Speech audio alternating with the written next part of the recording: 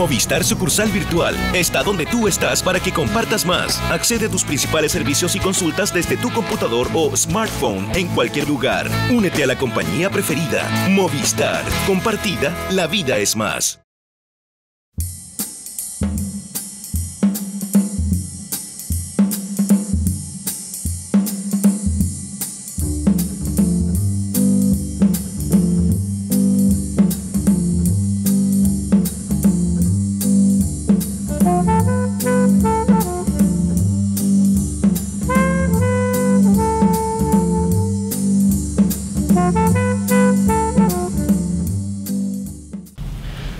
Senadora Edna von Baer, muchas gracias por aceptar esta invitación a conversar con el Post.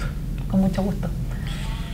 Oiga, hace menos de 2 años enfrentaste una elección senatorial con un resultado raro, diríamos. Bueno, desde el punto de vista electoral, esa noche tú y varios de tus amigos se acostaron pensando que había sido electa. El otro día, por un margen muy estrecho, resultó que García Ruminó te aventajaba por menos de 1000 votos, si no recuerdo mal. 588.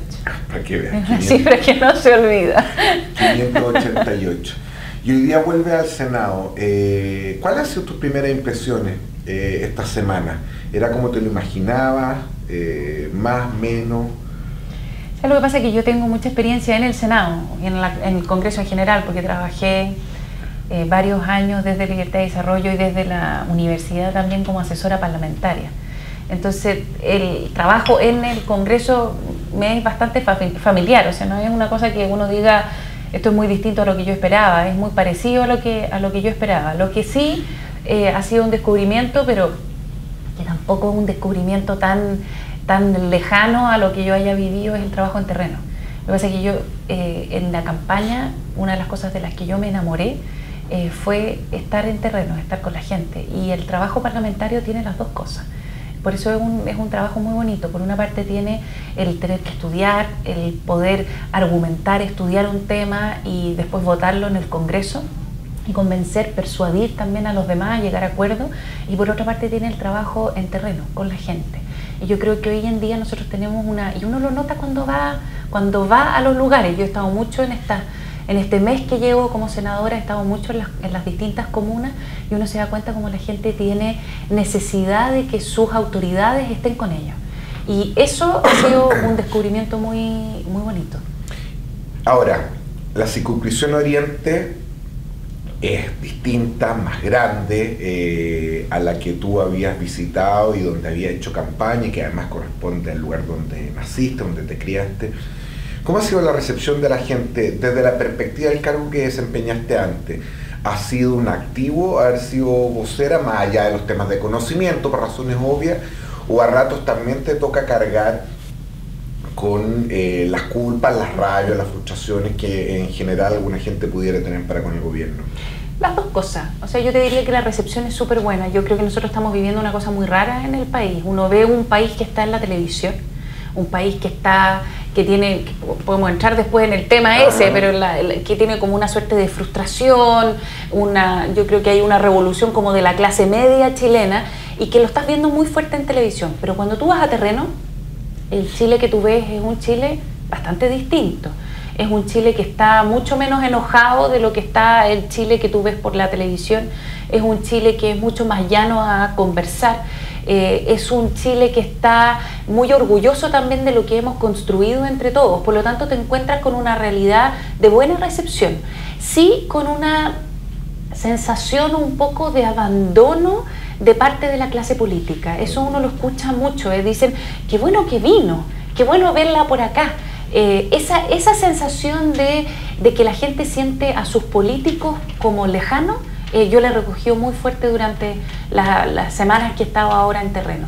Y respecto a si es que uno carga con las culpas, sí, uno carga en parte entre algunas personas con las culpas por haber sido la voz y el rostro del gobierno, pero uno carga también con lo bueno, o uno lleva también lo bueno. O sea, hay también mucha gente que se acerca a decir salude al presidente, nosotros estamos con ustedes. O sea, uno tiene de las dos cosas, por supuesto, y uno también recoge a partir del grado de conocimiento lo que uno mismo ha sembrado. Uno eso lo recoge mucho también en terreno. De acuerdo.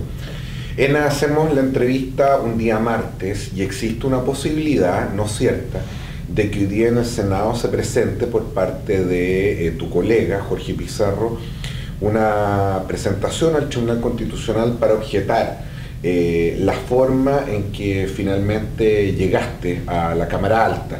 Recordémosle a la gente que nos escucha que hay una inhabilidad para los exministros que se aplica, según lo que establece la Constitución, para las elecciones, y según algunos parlamentarios se requieren 10, no sabemos si van a ser 10 senadores o 5 senadores, 5 diputados.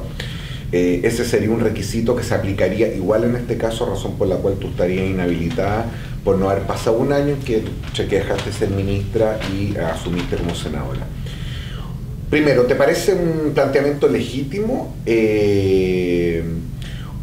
o más bien crees tú que es parte de la trifulca que hemos visto no solo en el Senado, sino que en general en la clase política? Y segundo, ¿cuáles son las expectativas que tienes si es que finalmente prosperara una acción de esa naturaleza?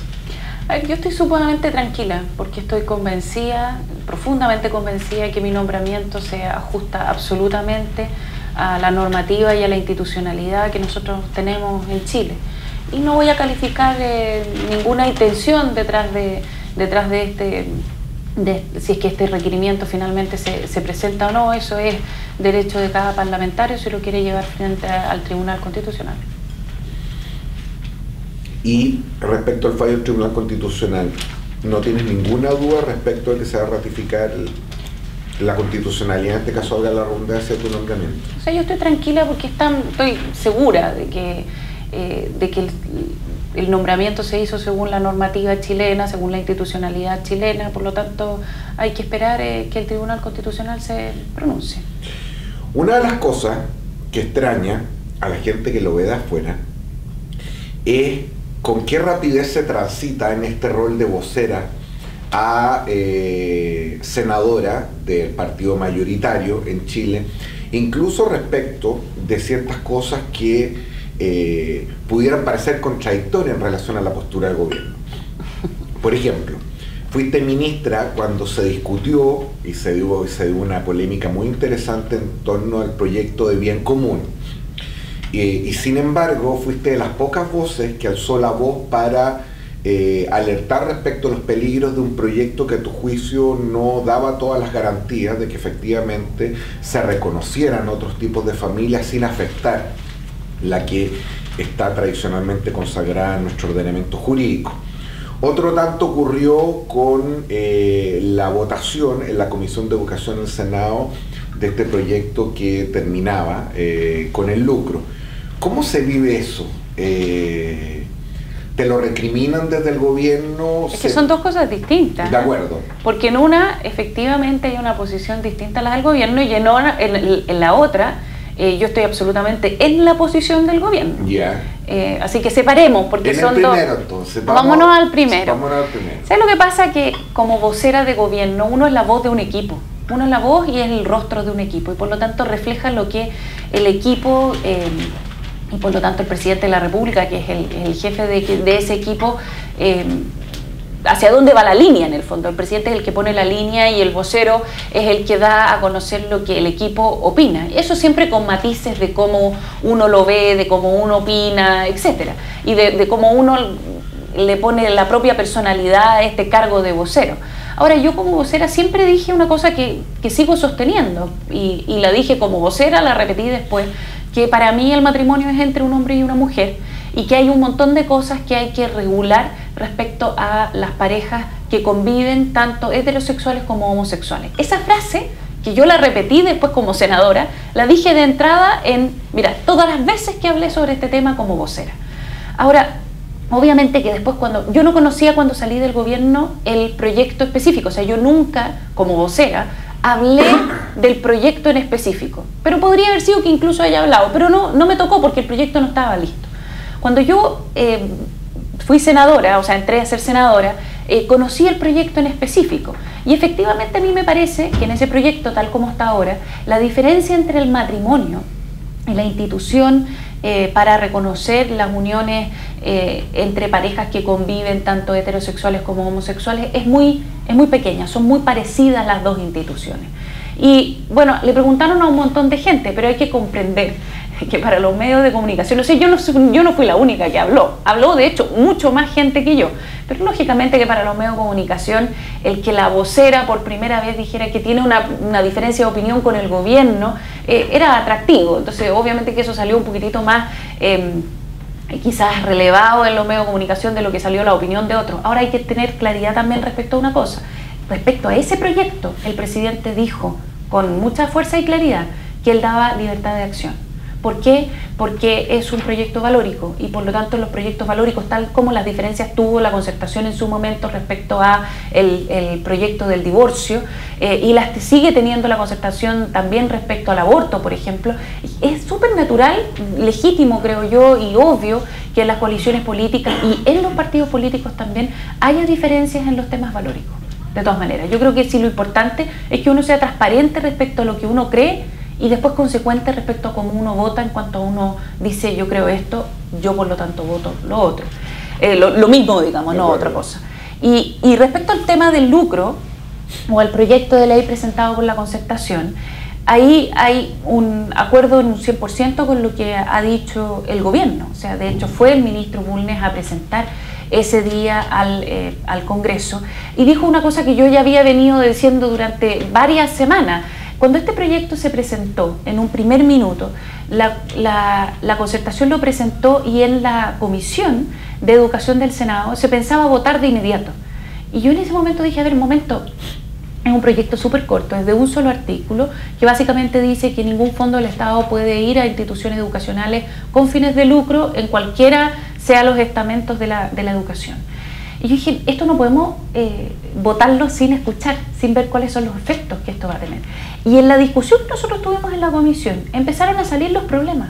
Uno de los cuales es que nosotros tenemos 4.500 colegios particulares subvencionados, hoy día conformados bajo figuras jurídicas de corporaciones comerciales, que entregan educación, algunos de muy buena calidad, otros de calidad mediocre y otros de mala calidad, y que las familias optaron por esos colegios y que según este proyecto de ley ya no van a poder recibir financiamiento del Estado.